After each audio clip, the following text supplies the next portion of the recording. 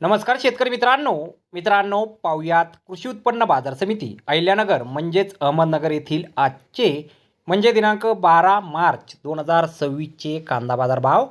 मित्रांनो अहिल्यानगर येथे आज एकूण 61,778 कांदा गोण्यांची आवक ही दाखल झाली होती। त्यामध्ये काही सुपर लॉटला 1,500 रुपयांपासून 1,600 रुपये क्विंटलपर्यंत बाजारभाव मिळाला आहे। तर एक नंबर क्वालिटीचा कांदा 1,100 रुपयांपासून 1,400 रुपये क्विंटलपर्यंत विकला आहे। 2 नंबर क्वालिटीचे कांदे 800 रुपयांपासून 1,100 रुपये क्विंटलपर्यंत विकलेत।